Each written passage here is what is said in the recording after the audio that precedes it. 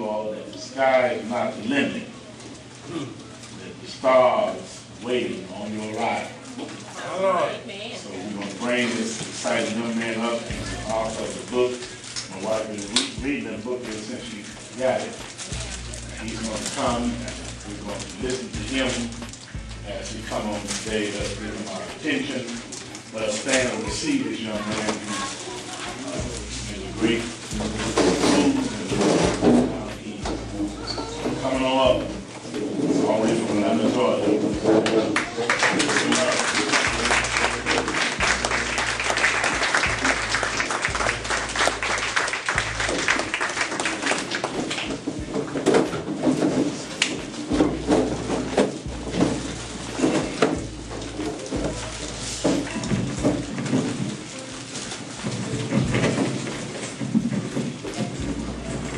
I'll be honest, I don't even know why I'm putting on this microphone. My voice is way too loud to need a microphone anyway.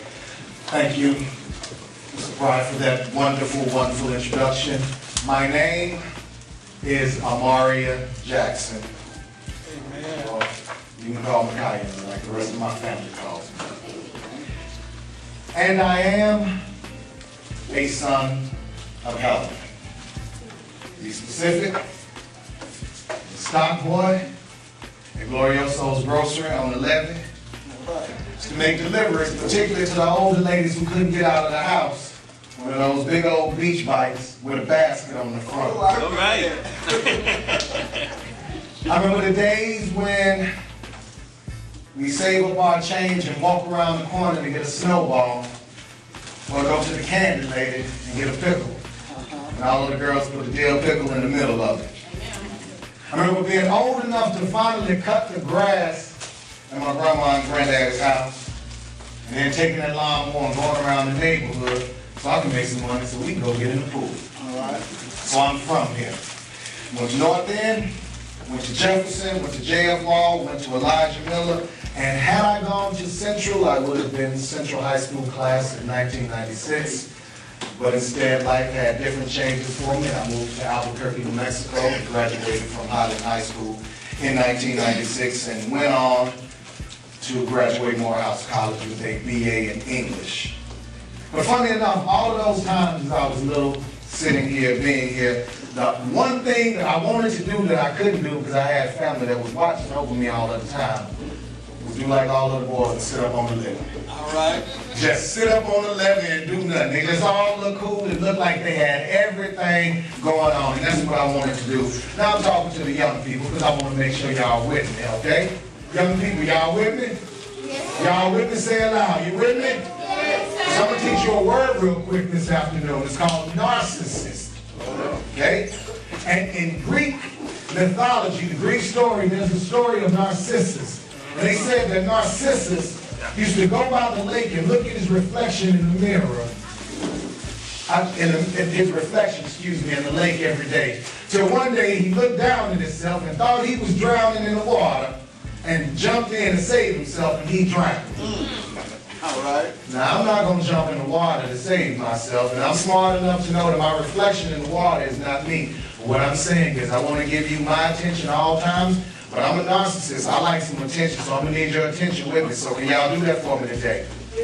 Now, can y'all ask me, can y'all say something for me? Can y'all say, what does all of this mean? What does all of this mean? Young people, y'all got loud voices. Come on, say it for me. What does all of this mean? What does all of this mean? Well, I'm glad you asked. I'm gonna use the words of other great writers to say what it all means. Kanye West said, from the bottom, so the top's the only place to go now.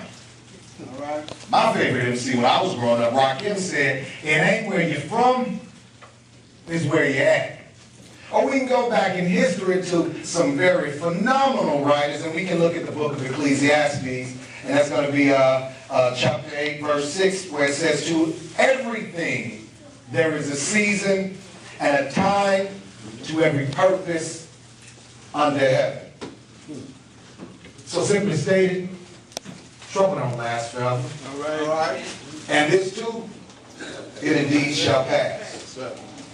So when I drive home from my visits, and I look around and I see the boarded up houses, and I go down Cherry Street and I see some of those buildings and some of those businesses I used to run through growing up, and you know, it hurts me just a little bit because I remember those elements of my childhood and those fun times that I had. But then once again, I'm reminded that trouble don't last always, and that this too shall pass. And I'll tell you, in the words of Jesus when he told us that the poor will be with you always.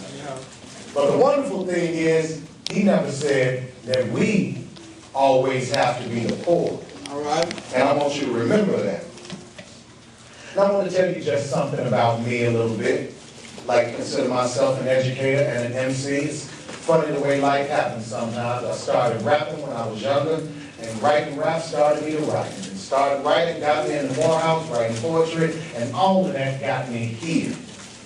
So, after I graduated Morehouse in 2001, which was a very interesting time, because I graduated in May of 2001, and in September of 2001, see, some of y'all too young to know about this, but in September of 2001, the World Trade Center attack happened, and everything about our economy changed. So at that point in time, I was waiting tables. Didn't know what I wanted to do with myself, but I said, I got a degree in English from Morehouse, I can do whatever I want to do. And then those buildings came down, and I said, well, I guess I'm going to be waiting tables for a little bit. And I spent 10 years waiting tables in the restaurant industry, looking for a satisfying job and better money. Now, I know y'all eating, but I need y'all to do me a favor. I need you to close your eyes real quick. Just close your eyes. This is real important. I want you to think about your perfect job. What job would you like to be able to get up and do all day and go home and still be happy about it? Do it 5 days a week and sometimes have to do overtime, but be happy about it. I want you to think about that. I want you to visualize that. And I want you to remember that. Because out of everything that I say today, the biggest thing that I want you to remember is visualizing what you want for yourself. Now you can open your eyes. So like I said, I'm giving you just a little bit of background. So in those 10 years of waiting tables, and then a little bit after that, I did a little bit of substitute teaching. I had a friend who was teaching a summer camp, and he asked me to design a course for the summer camp. I said, I'm going to do that because I'm trying to teach, and it'll be good for my resume. So I did that, but you know what that meant I had to do? Somebody say what? What? Somebody say what? What? It meant I had to quit my job. And that meant that I made a whole lot less money than I needed to make. And in what we call duress, it's when you make a decision because of being nervous, because of being afraid. I accepted another type of offer that wasn't beneficial for me. And y'all listening, young folks? Y'all listening? Young folks, y'all listening? I said I accepted an offer that really wasn't beneficial to me. And this man standing in front of you with glasses on and a shirt and tie found himself in jail. All right.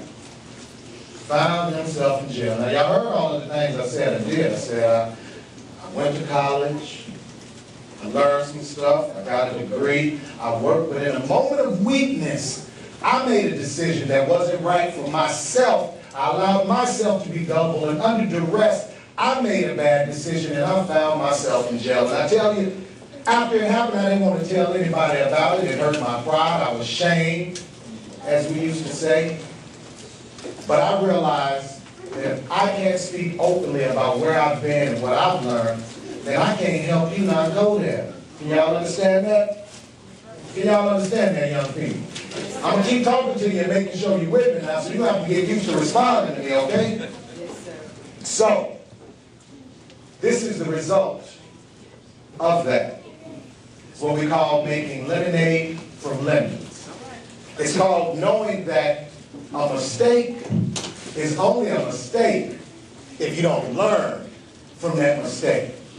But if you learn from that mistake, then that mistake was a building moment. It was a learning moment. It was a building block, a stepping stone to you getting better Because as they said, ain't no such thing as halfway crooks.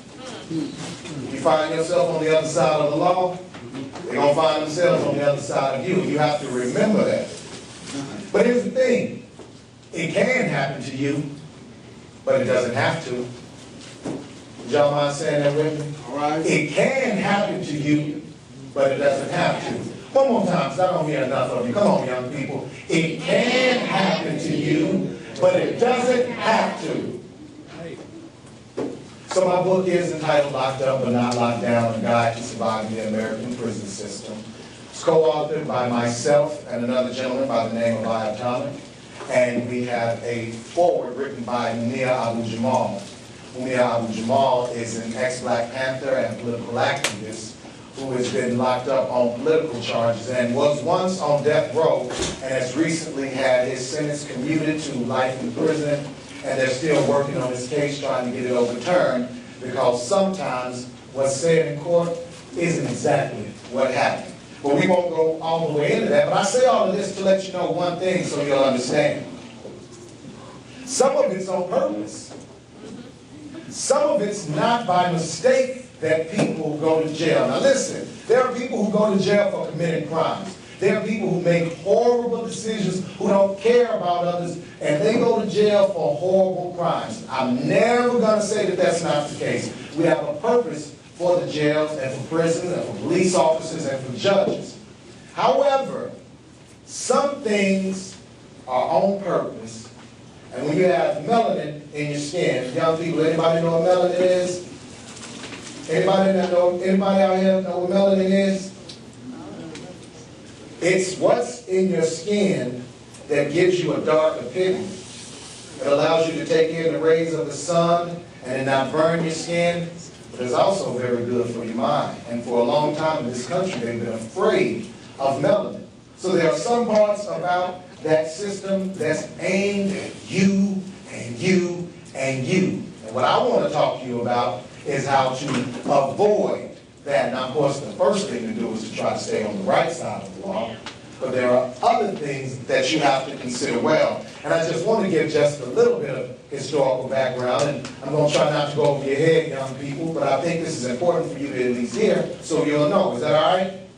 Is that all right if I say something that's a little deep right now? Yes, sir. I mean, I got to hear from you, because if you don't tell me, I'm not going to do it. Is that all right? Yes, sir. Thank you very much. Now, our prison system, as it is set up, is an extension, in some ways, of slavery. It's called the convict lease system. And after emancipation, someone were to be tried of a crime and possibly convicted, and I'll be honest, there were a lot of weird things going on in courts back then. I'll just say it that way. Weird things. There were a lot of people being convicted of things, and I don't know how they were being convicted. In fact, in my research, I found out about a gentleman who was sentenced to 25 years. This was years ago. He was sentenced to 25 years for stealing a chicken. Now, fortunately enough, it's not exactly that way now. But the convict lease system basically said that when someone was convicted of a crime, they were leased. They were given to the state as free laborers to do the same work they would have done on a plantation. It's slavery by any other name. Now, it doesn't give us an excuse, but I just want you to know the background so you'll know what you're up against and so you'll know why it's so important what we're talking about right now. Because crime, as it's defined, is a socio-economic issue. Socio, which is related to class, where you sit in society. You have the lower class, you have the middle class, and you have the upper class. And it's an economic issue, meaning money. A lot of people commit crimes, some of the crimes for money, which is why the majority of people who are incarcerated